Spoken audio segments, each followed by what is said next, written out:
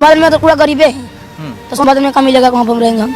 योगी जी को जानते हो? नहीं सर, उन लोग को नहीं जानते। अच्छा, अब मोदी जी को?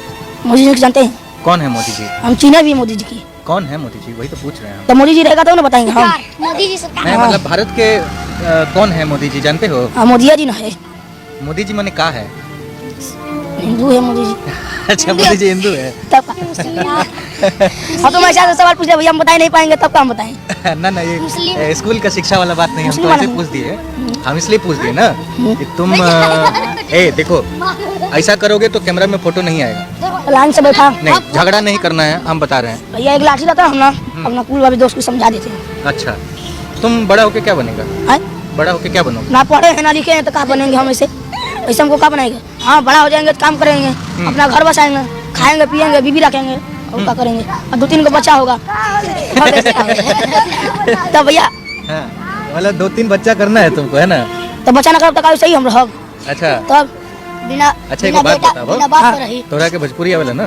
भोजपुरिया बोलते नहीं, हम हिंदू बोलते बात तो बढ़िया बता, हमरो भोजपुरी आवेला, हम बात करते नहीं तरह से। सुना भैया, सोनभद्र हर घर, पटना बिहार हमार, गोपालगंज को शहर पड़ेला, ओजा घर बा।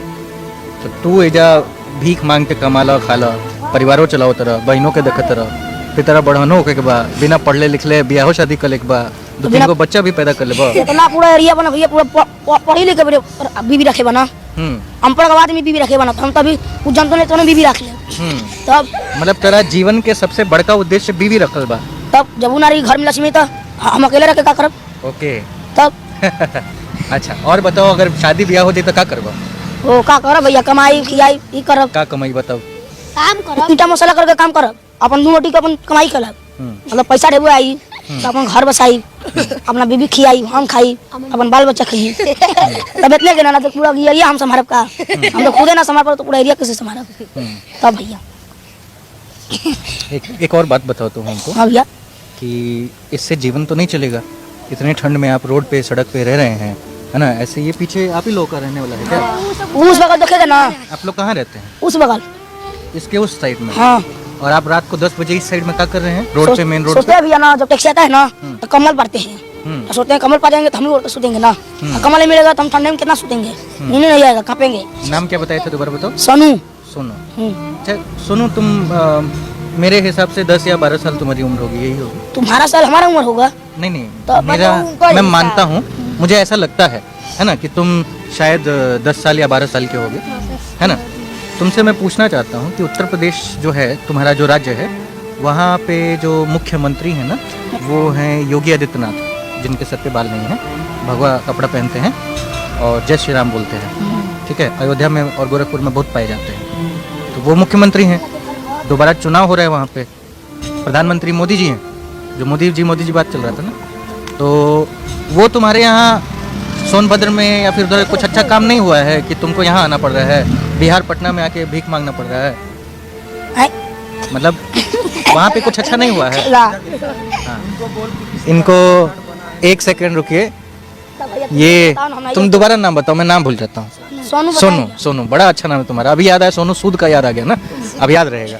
तो ये सोनू बाबू है, बमुश्किल 10-12 साल 13 साल उम्र होगी, उत्तर प्रदेश के सोनभद्र से आते हैं, जहाँ पे मुख्यमंत्री योगी आदित्यनाथ और प्रधानमंत्री और तमाम बड़े जो लोग हैं भारतीय जनता पार्टी के, जिनकी सरकार है, वो लोग बड़ी बड़ी बातें करते हैं, बड़ी बड़ी बातें में ये कहते हैं कि वहाँ पे डेवलपमेंट इतना बड़ा है, इतना सारा चीज़ें हो रही हैं, किसी चीज़ की कमी नहीं है। पर सोनू जैसे और भी लोग हैं जो सोनभद्र से आए हैं। कितना परिवार इधर सोनभद्र से आया हुआ? वो बगल देखा कितना परिवार बना, बहुत बना, ढेर, सोनभद्र का सब बना। कितना लोग होगा जी? इधर आओ, तुम्हारा कहाँ घर है? सोनभद्र रहंडी जिला। बैठो। तुम्हारा घर सोनभद्र रहंडी जिला। अच्छा, तो कितना लोग हैं वहाँ? कम से कम यहाँ 5000 से ऊपर आदमी हैं। सोनभद्र जिला का ही? सोनभद्र, पटना में? पटना के अंदर में। ये पटना का कौन सा जगह है? ये हारिन पाठ है। हारिन पाठ। चलो मुझे अपना घर दिखाओगे? बढ़िया। तो आपका नाम क्या था? संजू कुमार। संजू कुमार हैं। संजू भाई दिखाएंगे कि सोनभद्र से 5000 परिवार अगर यहाँ पे आए हैं तो किस तरीके से और किस हाल में रह रहे हैं, यही जानने के लिए आज हम सड़क पे उतरे हैं। कोविड अपने पूरे चरम पे है, मैंने मास्क फिलहाल नहीं पहना है क्योंकि यहाँ पे तमाम लोग उसी हालात में हैं जिस हालात को मैं भापने आया हूँ। मैं देखते हैं क्या होता है ना? आइए। आप कहाँ घर है जी आपका? हमारा यहाँ है सर। है? यहाँ है सर मेरा। कहाँ घर है? या ये वाला घर है? किधर है? Yes sir. ये वाला, तो ये वाला घर आपका है और इस साइड ये खाली जगह है क्या? खाली जगह नहीं है, हम्म वो पट्टी भी आदमी रहता है, ये पट्टी भी आदमी रहता है। हम्म। तो वो ये पट्टी हम लोग इसमें कैसे सोते हैं आप? इसमें यही चादर उधर घेर सामने फोटो ले लीजिए, जो भी हैं ऐसे फोटो से सो रहे हैं। हम लोग यहाँ घर मकान नहीं मिला है, भाड़ा किराया दे नहीं पाएंगे। मजदूर आदमी है, रिक्शा चलाते हैं, कहीं ठेला काम मिलता है, कभी नहीं मिलता है, कभी मांग के खाते हैं, इससे हम लोग जीते हैं यहाँ। और बाकी किसी का राशन कार्ड मिलता है, किसी का गल्ला नहीं मिलता है, तो आदमी आके सड़क पर जी रहे हैं। और इसका बताइए कि आप लोग इतने लोग यहाँ पे हैं, ये सवाल तो आपको उत्तर प्रदेश सरकार से करना पड़ेगा ना? सरकार से हम लोग, उत्तर प्रदेश है। हाँ हम लोग ऐसे नहीं है सब, हम लोग के पास प्रूफ है। आपको लोड करना होगा तो आप लोड भी कर सकते हैं, ऐसी बात नहीं। आधार कार्ड है, पैन कार्ड है। समझिए कि किसी एक जिले के लोगों को रहने के लिए घर नहीं है, खाने के लिए कुछ नहीं है, ये आधार कार्ड है संजू का, संजू हमें तमाम चीज़ें बता रहे हैं। ये सोनू है, सोनू की कहानी भी बहुत है। समझिए कि अगर इस देश का भविष्य पटना में आके, यूपी से पटना में आके और पटना के आर मोड़, मोरिया लोक और तमाम ऐसी जगहों पे जब डफली बजा के भीख मांगेगा तो इस देश का क्या होगा? इस देश का क्या होगा? इस देश में जो बड़े बड़े चीज़ें बनाने की बात हो रही हैं उनका क्या होगा? आज प्रधानमंत्री जी फंस गए थे 15-20 मिनट एक हाईवे पे फंस गए थे, तो एक मैसेज आया, ट्वीट आया कि भाई मेरी जान बच गई, शुक्रिया कहिएगा उस मुख्यमंत्री को। भारत में क्या इन लोगों के जीवन का और इन लोगों के जान की क्या कोई कीमत नहीं है? तुम्हारे जान की कीमत है जी? कितना है? कोई कीमत नहीं है भैया। काहे नहीं है? कौन देखभाल कर रहा है? मतलब इसे भी लगता है, मतलब ये तो कंफ्यूज है बेचारा, छोटा है ये क्या कहेगा। लेकिन तकलीफ आप समझिए कि मतलब हंसी भी आ रही है कि भारत का एक प्रधानमंत्री 15 मिनट अगर किसी ऐसे जगह पे फंस जाता है तो उसे लगता है कि उसकी जान जाते हुए बच जाती है। सरहद पे सैनिक मरे और दिल्ली की बॉर्डर पे किसान मरे, लेकिन उनके लिए कोई संवेदना व्यक्त नहीं की गई प्रधानमंत्री की ओर से। और आज अगर कोई प्रधानमंत्री 10 मिनट के लिए रुक जाए, 15 मिनट के लिए रुक जाए तो उसे लगता है कि बाल बाल उसकी जान बच गई, सुरक्षा में बड़ी चूक हो गई, किसान गलत हुए, फलाने हुए, ढिमकाने हुए। लालू यादव की एक बात याद आती है। लालू यादव ने कहा था कि नेता हो या प्रधानमंत्री हो, उसकी जान की कीमत एक आम इंसान से ज़्यादा नहीं होगी और ना ही होनी चाहिए और ना ही होती है। तो फिर प्रधानमंत्री की जान की कीमत है तो सोनू के जान की कीमत क्यों नहीं, जो इस कड़ाके की ठंड में इस सड़क के नीचे और इस फुटपाथ पे सो रहा है। रात में ट्रक आए, चढ़ जाए, कोई पूछने वाला नहीं होगा। कोई रात को आए, कोई पत्थर मार के चला जाए, कोई कुछ कर दे, कोई पूछने वाला नहीं है। ठंड में मर जाए, कोई पूछने वाला नहीं है। रात को करीब 11 बज रहे हैं, 11 बजे भी ये इतने बच्चे जो आपको दिख रहे हैं ये सड़क के किनारे खड़े हैं और हमारी गाड़ी देखते ही हमारे पास दौड़ के आ गए। आए तो क्या था? दुख थी, तकलीफ थी, उम्मीद इन्हें ये थी कि शायद मैं कुछ खाना लेके आया हूँ या फिर कोई कंबल उम्बल लेके आया हूँ जो मैं इनके ऊपर बांटूंगा। पर इन्हें नहीं मालूम कि मैं तो वीडियो बना के चला जाऊँगा और वो मैं यूट्यूब पे चलाऊँगा, फेसबुक पे चलाऊँगा। उसमें से कुछ आप लोग देखेंगे, कुछ संवेदनशील लोग शायद इस पे सोचें और सोच के इसको आगे बढ़ाएंगे, कुछ लोग देख के निकल जाएंगे।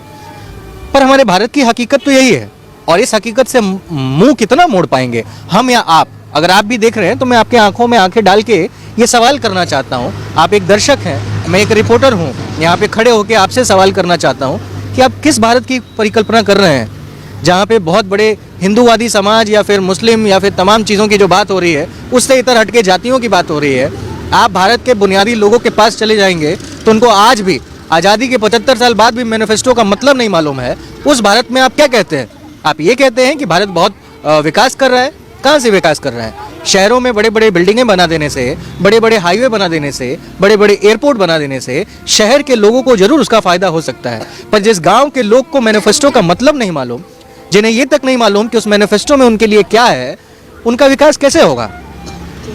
क्या आपको लगता है कि किसी गांव में, किसी विधानसभा में, किसी जिले में, बिहार के ही किसी जिले में या फिर सोनभद्र उत्तर प्रदेश के ही किसी जिले में और जिले के विधानसभा में मैनिफेस्टो पे लड़ाई होती है? नहीं, मैनिफेस्टो पे कभी लड़ाई नहीं होती है।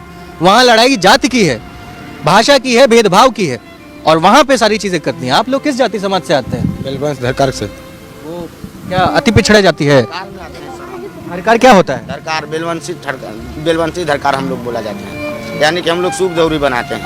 अच्छा, हाँ ठीक है। मतलब सूप वगैरह बनाते हैं। बिहार में इधर जो उस तरह के होते हैं उनको कुल मिला के सबसे निचले तबके के होते हैं। मैं जाति का नाम लेना नहीं चाहता हूँ, हालांकि तमाम जो बड़े लोग हैं उन्हीं जातियों के नाम पे चल रहे होते हैं, कभी उसके पास तो कभी उसके पास, और कभी इनके साथ आके लोग खाना भी खाएंगे, कभी कंबल भी उड़ाएंगे और कभी छोड़ के भी चले जाएंगे, फिर दोबारा देखने भी नहीं आएंगे, और फिर ऐसे ही मुस्कुराते हुए चेहरे पटना की सड़कों पर भारत के विकास की मतलब दम भर रहे होंगे कि भारत बहुत विकासशील देश है। भारत क्या है? डेढ़ भी साथी के हैं? भारत महान है ना, महान देश है। और देश के नेता? मुख्यमंत्री नहीं, देश के नेता शरीफ है कि चोर है? चोर है। हाँ, तो ये स्थितियां हैं भारत की और पटना की, उत्तर प्रदेश की और हमारी, कि हम विकास के नाम पे जिन परिकल्पनाओं की बात करते हैं, जिन भाषणों की बात करते हैं, उसमें हमारा ये भारत नहीं है। इस भारत को छोड़ के